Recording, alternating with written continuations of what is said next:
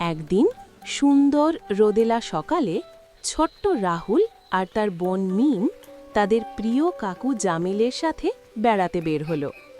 জামিল কাকু বললেন, আজ তোমাদের এমন একটা জায়গায় নিয়ে যাব যেখানে সব প্রাণীরা তোমাদের সাথে কথা বলবে। রাহুল আর মিম অবাক হয়ে বলল, সত্যি কাকু, চলুন চলুন। তারা পৌঁছালো এক জাদুর বনে। হঠাৎ একটা মিষ্টি কণ্ঠ শোনা গেল, হ্যালো বন্ধুরা।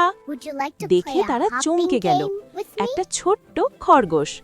খরগোশ বলল, আমি খরগোশ, আমি খুব দ্রুত দৌড়াতে পারি, তোমরা কি আমার সাথে দৌড়াবে? মিম হাসতে হাসতে বলল, ওয়াও, তুমি তো খুব ফাস্ট। এরপর তারা এগিয়ে গেল। একটু পর গাছের ডালে বসেছিল একটা টিয়া পাখি। টিয়া বলল, আমি টিয়া, আমি মানুষের মতো কথা বলতে পারি, শোনো। হ্যালো, কেমন আছো? রাহুল হেসে বলল, তুমি তো একদম আমার মতো কথা বলো। তারপর তারা গেল নদীর ধারে।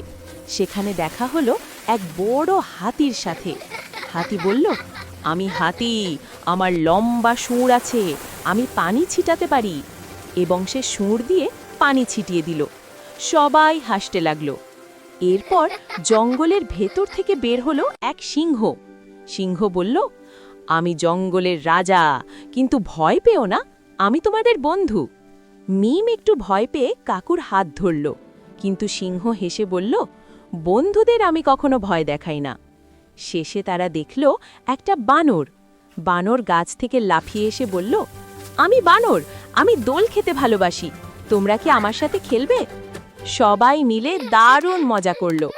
শেষে জামিল কাকু বললেন, দেখলে তো, সব প্রাণীই আমাদের বন্ধু, আমরা যদি তাদের ভালোবাসি তারাও আমাদের ভালোবাসে। রাহুল আর মিম একসাথে বলল, আমরা সব প্রাণীকে ভালোবাসবো।